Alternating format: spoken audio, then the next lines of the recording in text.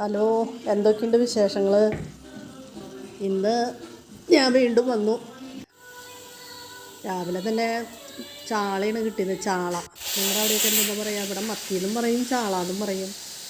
അപ്പം ഇന്ന് രാവിലെ കറി വയ്ക്കാനായിട്ട് ചാള കൊണ്ടുവന്നിട്ടുണ്ടായിരുന്നു. ചോറ് പിന്നെ കുക്കറിലാണ് ഞങ്ങൾ വയ്ക്കുക. അത് വിസിലടിച്ച് ഒരു വിസിൽ കൊടുത്ത് അവിടെ വെച്ചാൽ പിന്നെ അത് കറി ആകുമ്പോഴേക്കും അതായിക്കോളും. ചാള പിന്നെ നാളികേരമൊന്നും അരച്ചിട്ടല്ല, വെറുതെ നമ്മളിങ്ങനെ മുളക് ചാറ് പോലെ വെക്കുമല്ലോ, അങ്ങനെ വയ്ക്കാനാണ്. അപ്പോൾ അതിൽ കുറച്ച് തക്കാളി, ഇഞ്ചി, പച്ചമുളക് അതൊക്കെ ഇട്ടിട്ട് നമ്മളങ്ങനെ വയ്ക്കുക. അതിന് ശേഷം മുളക് പൊടി, മല്ലിപ്പൊടി, മഞ്ഞൾപ്പൊടി അതൊക്കെ നമ്മൾ വെറുതെ ഇടുന്നതാണ് നല്ലത്. നമ്മളൊന്ന് ചൂടുവെള്ളത്തിൽ നന്നായി മിക്സ് ചെയ്ത് വെച്ച് കഴിഞ്ഞാൽ അതൊന്ന് കുതിർന്ന് കഴിഞ്ഞാൽ അത് കുറച്ചും കൂടി നല്ലതാണ്.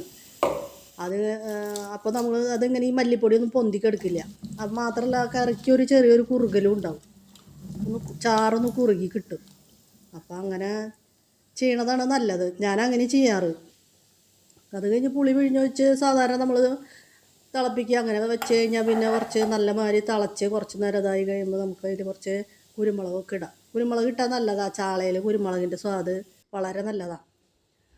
ആ കുരുമുളകിൻ്റെ സ്വാദ് മുന്നിൽ നിന്ന് കഴിഞ്ഞാൽ ചാള അടിപൊളിയാണ്. ചാളക്കറി അതും ചെറിയ മത്തിയാണ്, ചെറിയ കുഞ്ഞ് ചാളയാണ്. നന്നാക്കാനായിട്ട് കുറേ നേരം പിടിച്ചു. എന്നാലും പിന്നെ നന്നാക്കി കൂട്ടാൻ വെച്ചാൽ നല്ല സ്വാദാണ്. അപ്പോൾ അത് കാരണം അങ്ങനെ ഇന്നത്തെ പരിപാടി അതാണ്.